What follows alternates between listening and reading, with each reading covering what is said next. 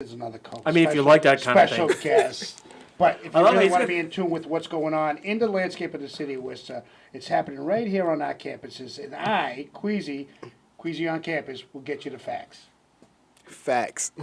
See, it's like a quiet confidence he He has. comes back. He comes back. See? I'm Okay, telling so why don't we go to it, and then we're going to come back and critique it. you. Fly guy. My name is Queasy Foster, and you are now tuned in to Queasy on Campus. This is my guest star today, Damien, and we are located here at Queasy Community College, located in Worcester, Massachusetts. We are now here in the Fab Lab, that brand new Quest Center, which recently opened up in January 2016. Damien, how are you doing today? I'm well, thanks. Thank you for having us. So today in their Fab Lab, they have a bunch of technology and 3D printers, which look really awesome. We got some B-roll footage that you guys will see later on today. I actually wanted 3D printer myself, but I can't afford one. Damien, typically on an average week, how many hours do you spend here today? So in here right now, I'm probably spending 15, 20 hours a week. Okay. So the students' interaction, do they love it? Are they stressed about STEM technology in the Fab Lab, or are they excited? The students are wildly excited to be here. So this is something that we've needed here for a long time. And this batch of students feel like they're the lucky ones to be the ones kicking the tires on the lab. That's great. And I got a fun fact for you guys. Queasy Community College is the first Massachusetts community college accepted into the Fab Lab network. There are 500 Fab Labs in 30 countries around the world. And another fun fact, it's the only Fab Lab located outside of the greater Boston area. Ready? And so can you explain some of the software, Damien, that the students use to create some of the things using 3D printers and laser cutting? So we have a number of software programs here. We do 2D design software. We use AutoCAD. We use Inkscape. We have a whole range of 2D design. For 3D design, we mostly use a program called SolidWorks. Okay. And so how did you get involved into STEM technology? And So I worked in high tech for about 20 years, but always wanted to teach. And this opportunity came up at Quincy, and I was excited to get the opportunity to come teach here. this is a beautiful lab. My eyes lit up when I walked in. I was actually excited because I wanted to have access and experience something like this. And I think it's great that you guys, like you said, now have access to deliver to students and people interested with innovative and entrepreneurial ideas. Can you tell me what's the most creative thing you've seen printed or made here yet? So we've done a number of things. One good example is our college mascot is a dragon called the Wyvern.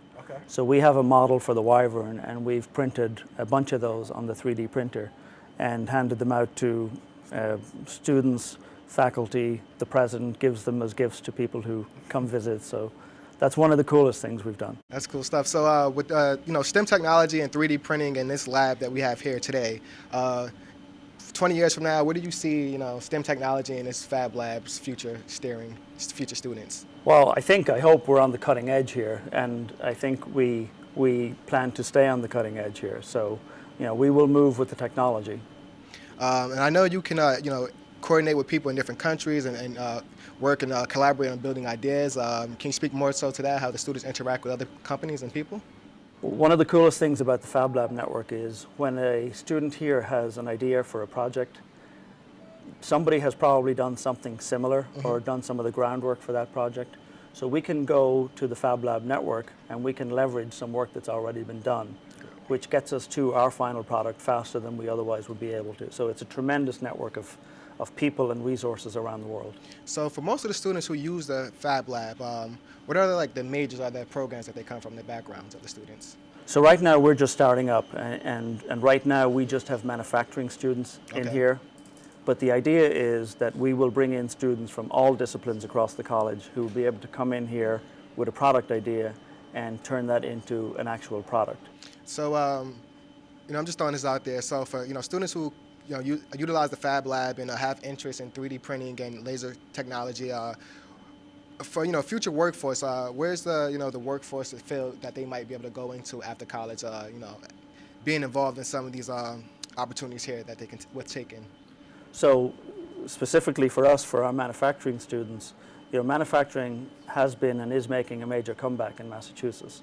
So a lot of the jobs that went overseas over the last 20 or 30 years, we feel like they're coming back. We talk to employers who, can't find qualified technicians. So we're trying to solve that problem.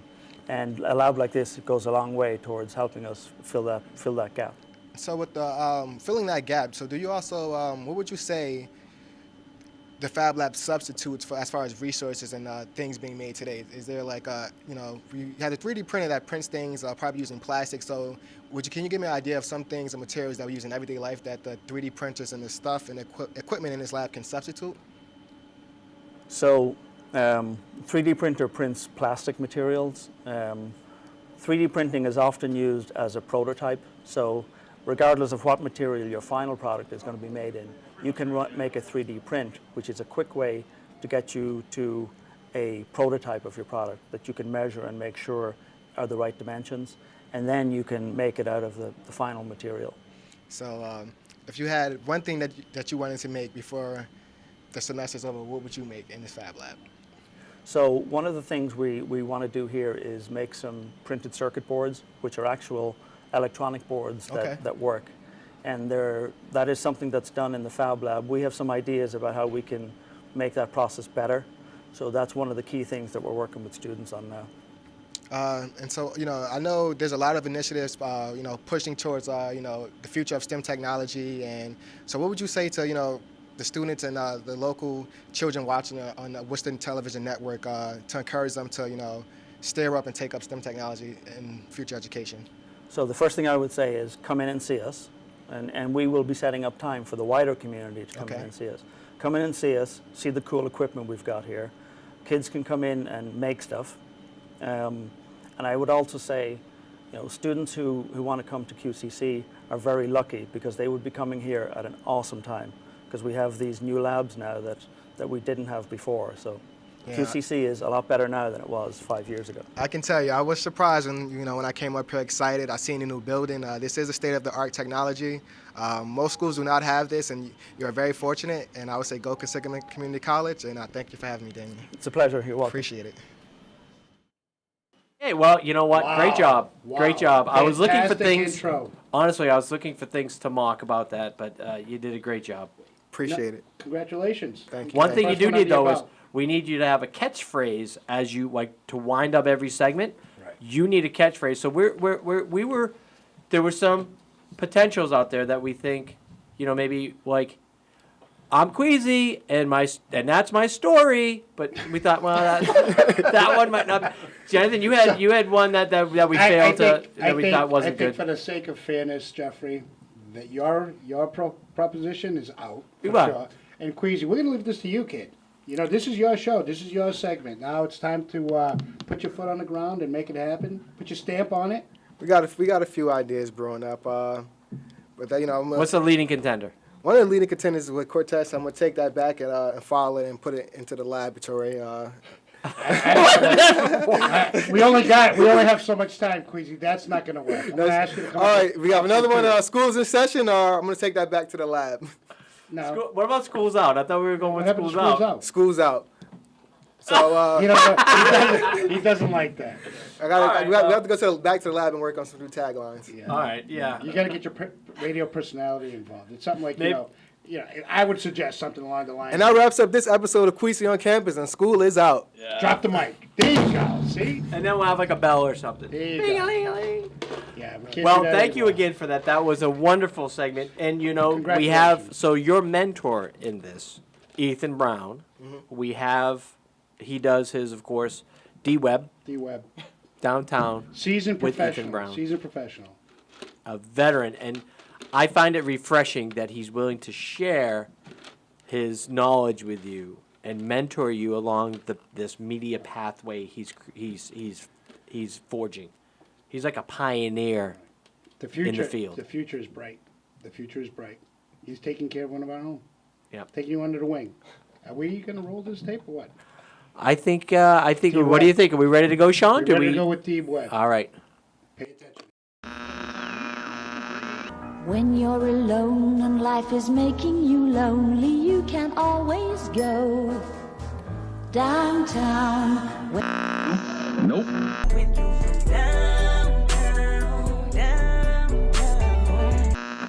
Mr. Pop. I don't know why you don't take me downtown, like you got anywhere better to be. Will I see you tonight? Wanna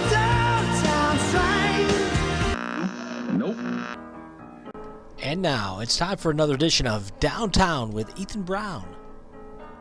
Welcome to another segment with Downtown with Ethan Brown. I am your host, and I'm here at Veriditas. Did I say that correctly? Yes. I'm here at Veriditas talking with Catherine Stanley, who is the general manager. How you doing? I'm good. How are you? I'm doing awesome. So I'm really excited that you guys came. That you're letting us kind of do this interview with you. This place is relatively new. How long you guys been around? 2 months. Since December 16th was our first day. That's cool. And I know that you guys have worked with the city received a facade grant to kind of do some work on the outside. Can you tell me a little bit about that? So in order to... Yeah, that's the sign. Tell me a little bit. Yeah, so we had the sign made. We wanted it to feel like really European out there.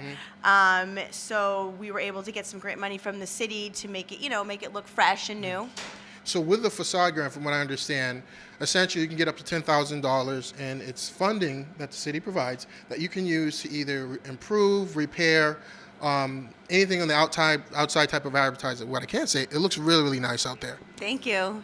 So tell me a little bit about this place and what you guys do. Okay, so we are a cafe specialty market. So the cafe side is we're featuring all local products, local ingredients. Everything is trying to keep it as local as we possibly can. The coffee is out of Framingham, roasters Hogan Brothers, micro roasters, and our bread comes from Iggy's, and that's out of Cambridge. So everything is kind of just local. So the cafe is coffee, teas, sandwiches, soups, salads, all that fun stuff. And then we have the specialty market, which is just local products, local pickles, jams, jellies, anything that I can get my hands on. Cheeses. The cheeses we're getting directly from the cheesemakers themselves. They're not really passing like a distributor or anything, direct, which was really important to us. We wanted everything to be a bond with the cheese makers and the pickle makers and all those people that we work with, Yep. And so you guys, your location looks very, very nice. Can you tell me a little bit about where you guys are here and what you think about this particular spot? So we wanted to bring something to the downtown area that was going to promote the city a little bit better. This just happens to be a great location. The owner owns the building. And this space used to be the old Ivy's Kitchen, and it was always a breakfast joint. Okay. Since like forever ago. I think it dates back to like the 1900s, where it was a saloon, actually. So that's what I was going to say. Maybe a Prohibition age. Yeah. We'll take a walk around, see if there are any false boards on the ground, so we'll see if there's any. We can kind of get down there and get some of that liquor that's down there. Yeah. There's a little like cubby down back there that you could like go in there and make it creepy. Fit in there? I don't know. Because there's a lot of. I could fit in there. You know what? You could. We've got Lauren in the background. She's never on camera because she doesn't deserve to be on camera. But she is relatively small, and I think maybe start reaching your small hands down in there, and eventually we'll just push you down all together. Sounds good? All right. So, Veriditas. Yep. Tell me about that name. What is that? It's Latin. The literal translation is greenness, but not the color green. Greenness as in like healthy and fresh, and the word is all about promoting healthy living. It's Latin. I think I just said that. So vitality, growth, freshness, greenness, all those things, which kind of embarks what we're doing. Cool. Now you're local. You grew up in this area, right? Yeah. Shrewsbury native, my whole life. Born and raised here, yeah. Awesome. Originally, I am from Dorchester. I am a subplant. But it's funny because when I came here, I'm like, Worcester is not really going on. Boston's way big. I'll be here for a year or two. That was like in 2002. I've been here ever since. So,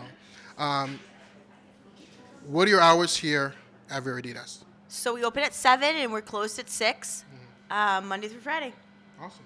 We'll be opening maybe some Saturdays, Sundays once the springtime comes for farmers markets and things like that. But right now it's Monday through Friday, 7 to 6. Awesome, cool. Well, thank you so much for taking the time to talk to us. We really appreciate it. Thank you for coming. Back to you guys. Well, Queasy, that there was D. Webb. What'd you think? It's always good interviews with D. Webb. It He's always not on a is. microphone, so it might be hard for. Right. And yeah. what he said was, D-Web's got nothing. He's done here. I'm going to take his spot. It was good knowing you, D-Web. And if D-Web, you're listening, I got your back, kid. I got your back. Anyways, we're moving on to the next segment, and we're gonna do a little role reversal here, Jeff.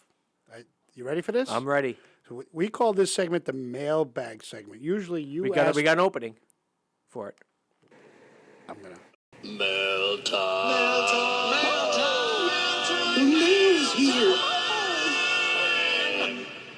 I think that's it. So there we That's go. the opening. That's the opening. Wow. All right, Jeffrey. Well, Dave in Charlton has sent us a nice letter, postcard actually. I actually know the guy that wrote this one. Do you now? Yeah. And he asks, "What exactly is an apprenticeship, and how do I get into one?" Well, It's Dave. a two-part question. Well, Dave, thanks for asking that excellent question. Let me go into a little bit about apprenticeship for you. Apprenticeship is a formal documented career pathway that a company or consortium of companies or training provider would establish and blessed in it's formalized in agreement with the federal or state government Office of Apprenticeship, which outlines the steps that one would take as an apprentice, as a worker in the organization as they progress along their career that combines both classroom learning and hands-on experience. So you go from like an entry level. It's a two-part thing. You're not just going to work. Correct. You're going to work. You're also going to have a specific course of study that you're taking while you're working. So in some companies, it's, hey, every quarter you're going to do a different class. It might be online. It might be in person. But it's book learning that goes in addition to the hands-on work that you're doing and getting paid for. So it's a paid job. It's a guarantee that if you continue to study this certain coursework, you're going to be guaranteed step up in your wages, commensurate, if you will, with your learning. Wow. And how long does Dave wants to know? He didn't ask, but I'm guessing he wants to know how long is he going to be doing this for? And so each one is set up with the federal government or state government individually as far as it's customized for each one. Sure. They can last anywhere from a year to 5 years. The vast majority are 3 or 4 years worth of learning. So that's kind of going from entry level to journeyman, if you will. And a lot of people do hear apprenticeship and they think automatically unions or government and unions. Right. And in this case, both of those perceptions are not necessarily positive for employers. And so apprenticeship, I don't want to say it has a stigma, but I think it's very misunderstood. As a matter of fact, a majority, though, of apprenticeships are actually non-union occupations. Any trade could do it. Any occupation could do it. Any company could do it. It's just it's the creation of a formal pathway for their employees, and it allows them to know what they're being kind of invested in, if you will. So it helps promote retention and growth for the workforce, stability within a company, and I guess you would say continued excellence for the staffing of that organization. It's a real commitment they're making to, hey, if you continue along working with us, you're going to continue learning in your job, and we're going to continue giving you pay increases along the way. Along the way, so that at the end of the apprenticeship,